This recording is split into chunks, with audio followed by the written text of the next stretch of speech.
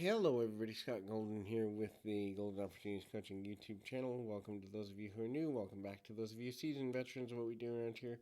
We've got almost 500 audios available on a variety of topics. Hopefully, something that is of benefit to you. In any event, please feel free to reach out if there's something we can do to be of assistance to you. And also, please, subscribe, like, comment, do all that good stuff. If you're looking for coaching on a variety of topics, certainly would love to be of assistance to you if that's at all possible. You can reach out through Twitter at PO Perception or on the About Me section of this website, which will give you access to my website, and then we can go from there. Anyway, things anxiety can make us do or make us think is the topic for today. We got about 7 to 10 things I want to run through here. The first thing is small stressors become bigger stressors. So the awfulization of anything from I'm running 5 minutes late to my one patch of hair won't stay in place to whatever that looks like, or what does this person think of me, can often become anxiety about the focus of public perception. So small stressors grow kind of like, as I get my phone here, 1 second as I return. But in so much as stress becomes too much for many people to handle in a variety of situations, that unhealthy stressor is ultimately something to watch for and be very vigilant of, especially for people that have prolonged or multifaceted panic-related challenges at which they don't have complete control over. The next is a person will often struggle with feeling unrested because their mind is going even if their body is not. Now, lots of people think unrest is just insomnia or kind of oversleeping to the point of exhausting one's body because kind of waking up is difficult. But unrest can also be the mind spinning when the body is at rest.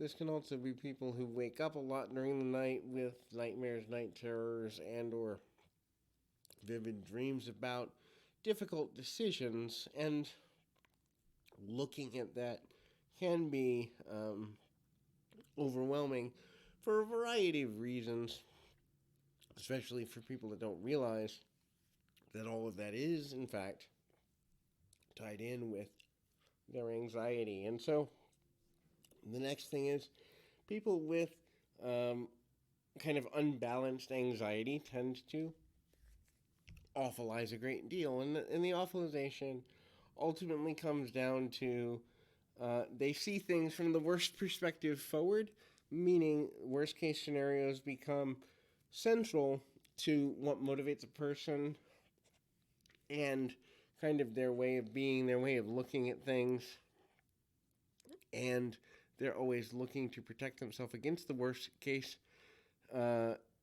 scenario. And so the idea that things could get better is hard for them to conceptualize. The idea that things could improve or that something could go right in their life continually is difficult. The ability not to look at the dark side and or sabotage situations that are going at least moderately well can be problematic as well. Self-image and how other people see the person with anxiety become central focuses, sometimes almost to the point of borderline obsessions.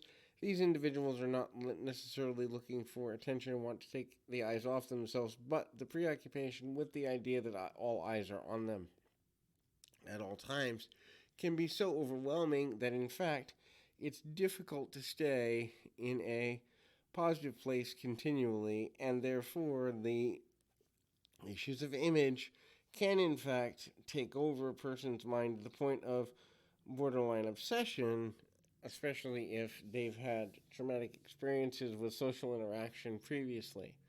The next thing to consider is physical sickness, whether that be things like migraines, rapid heartbeat, palpitations, sweaty palms, nausea, vomiting, or other forms of physical sickness. A person with prolonged anxiety, with things that aren't going well, will come out in the physical body. Chronic pain is also another sign for individuals who have struggles and issues in this area. It doesn't necessarily mean that they're in a good or bad space. More accurately, it often means that they're just looking for ways to balance things out within themselves, and the struggle of not being able to do so can, in fact, cause physical illness as a result. Doubting in one's own abilities, skills, talents, even if one is factually capable of handling a situation and or has the knowledge, ability, or skill to do something, and or they've had the ability to do it in the past, the self-doubt takes over for a person with anxiety, and it's almost as if they get thought-based amnesia about their own abilities to perform tasks or services or to fulfill needs emotionally, mentally, physically, spiritually for partners, friends, or those that need something from them. The inability to focus is another key factor. This is especially true if these individuals are dealing with a great deal of social, interaction and or social change.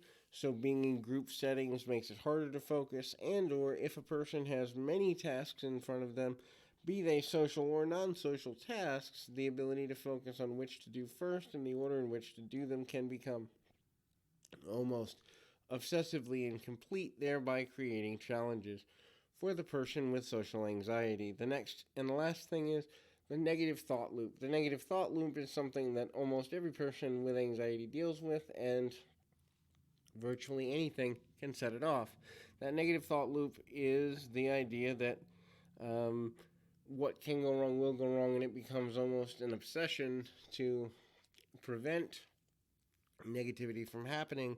But the belief that something bad is right around the corner becomes a central focus for the person dealing with that level of anxiety, thereby creating fear about making any decisions and making the person somewhat flighty or indecisive, or a combination of both. So hopefully this has been helpful. I encourage you to keep your feet on the ground, your mind in the moment. Until next time, everybody.